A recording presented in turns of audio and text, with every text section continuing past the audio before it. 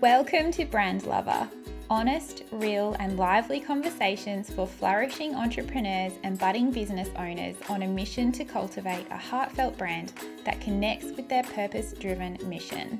My hope is that you walk away feeling inspired and refreshed with a weekly takeaway in your back pocket that you can apply to your life or business. In the vast landscape of ultimately well-intentioned but largely unregulated business coaching, there exists a minefield of opinions when it comes to branding.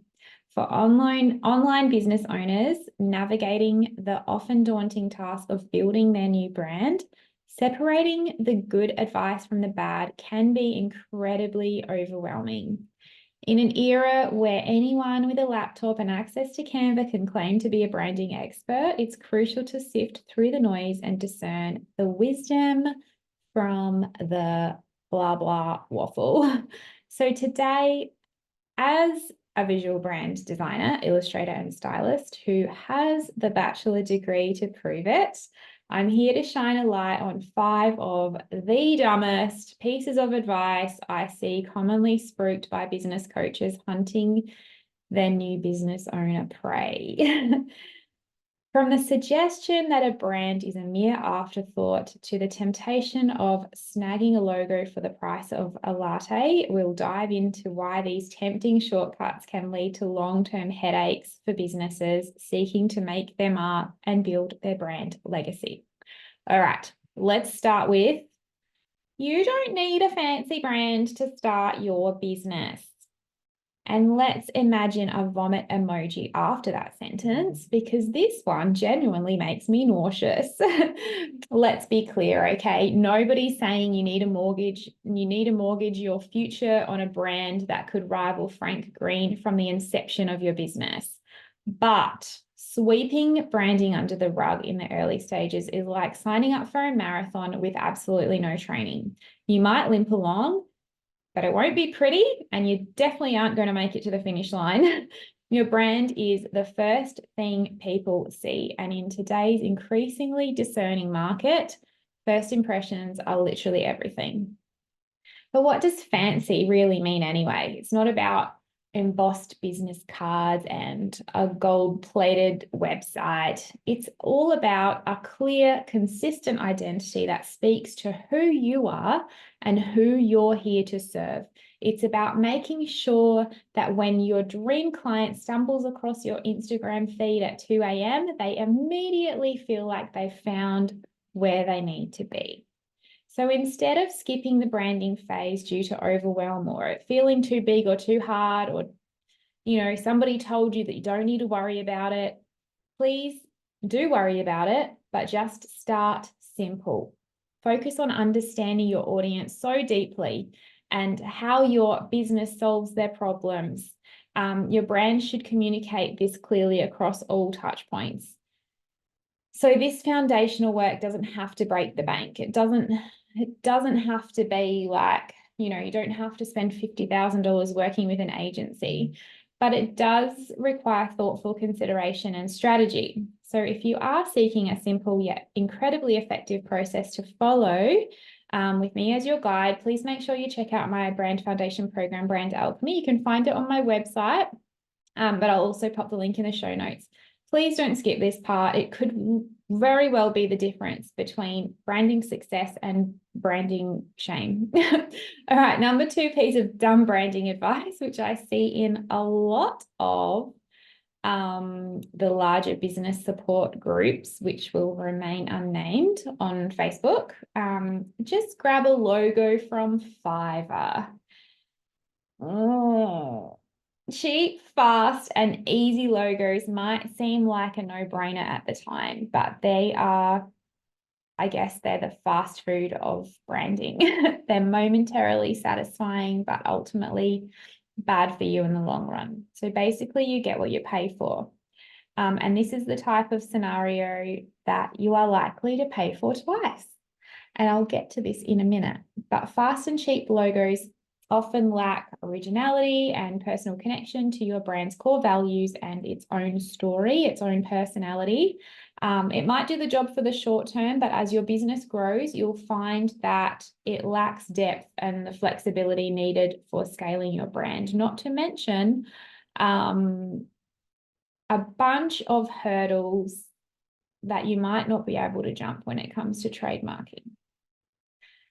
So here's a little heads up. The process of creating a logo with a professional designer isn't just about the end product, or more ideally, if you know, it's not really a logo that we're looking at, it's a cohesive brand identity that ends with a logo.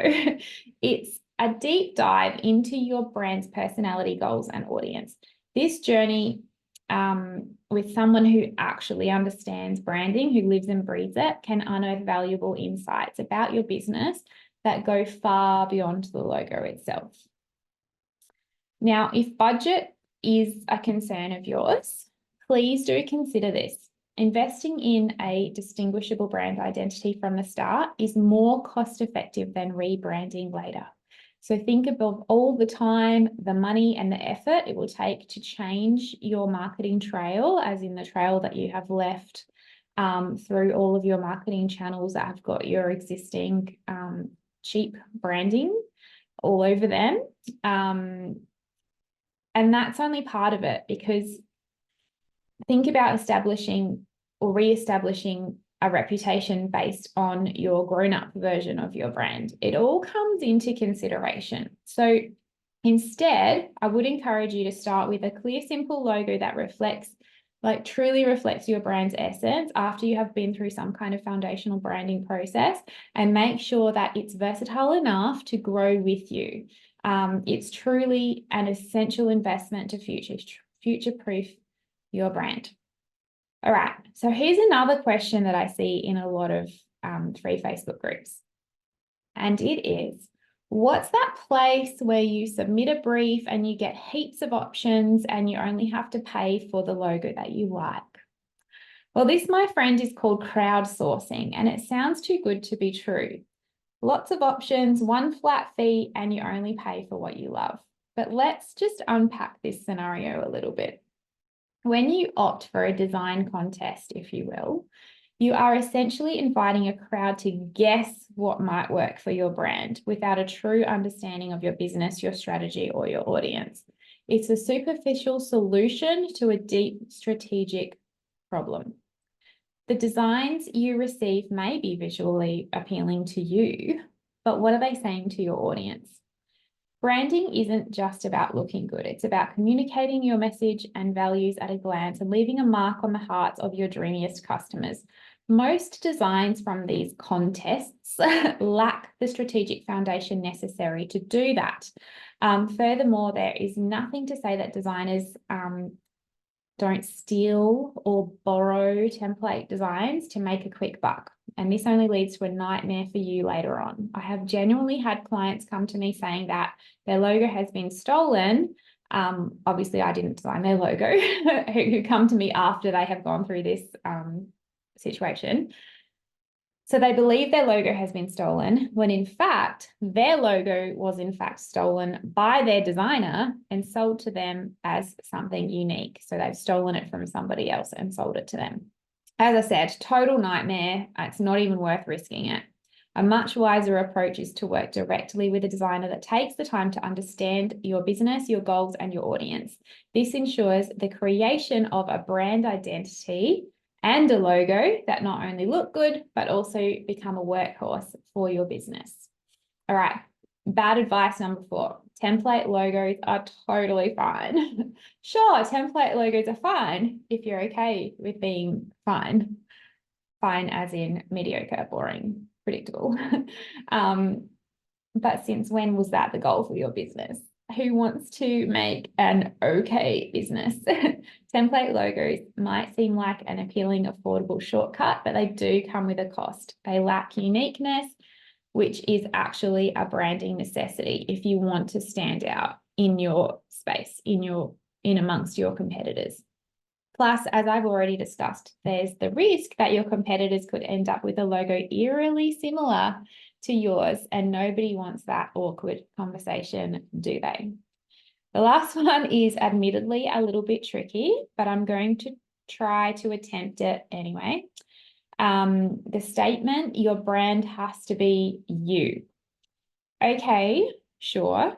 Your brand should reflect your business values and what you stand for as a business. And I know that in some situations, personal branding and business branding cross over. That's a whole other topic, but it's not your personal life story. It's a strategic tool. Making your brand too personal can actually have the polar opposite effect of alienating potential customers if they don't see themselves reflected in it. Your brand should be a beautiful blend of what you represent to your customers and what they aspire to become. This magical balance creates a powerful connection that goes beyond just products or services. It's about shared beliefs and a common journey. It's about building affinity and facilitating a sense of belonging. To craft a brand that truly resonates, we have to start with empathy. We have to empathize with our audience's challenges, their dreams, and what they value most. Then to look at your own story and your values and what you bring to the table, and how that aligns with theirs. So this approach creates a brand that feels authentic to you, which is important to be able to show up within that brand. But at the same time, it is more attractive to your ideal customers because it is considered and meaningful. It's not about you in a stubborn look at me way, but it's about being you in a way that encompasses and serves your community in the best possible way. I hope that that is making sense. So here are my final thoughts. If you're new to branding your business, or you have made the mistake of following any of these well-intended but misguided pieces of advice, you're not alone. Just remember, your brand is more than just a logo or a color palette. It's literally the heart and soul of your entire business. If you treat it with care and respect, it will pay dividends for years to come. So if you are seeking access to distinguishable, easy to implement, unique and easily customizable brand visuals that both stand out in all the right ways and don't cost to the earth, that you can edit to make them your brand after you have gone through the branding process to craft a unique brand identity, I'm very excited to share the news that the all-new portal for the Branding Hub is ready. It's ready. The Branding Hub is your one-stop library for professionally designed eye-catching visual brand assets, illustrations, icons, Canva templates, and marketing resources. I'm going to be opening the doors for new members this Thursday. That is Thursday, the 7th of March, with a never-to-be repeated introductory offer plus bonus gifts from me. So tap the link below in the show notes to get your name on the wait list. Please make sure you don't miss it, because yeah, this particular offer is never going to be happening again. I would love to see you there. If you found this episode inspiring or helpful, I invite you to share the link with another woman in business or someone who needs to hear this message. Every woman we can support to grow a meaningful, profitable brand is another woman who is free to live a purposeful life for herself and be more present for her family. None of us are alone in the challenges we face in business, but the solution can start with a gift from someone else, and it could be a podcast episode just like this one. Thank you for listening.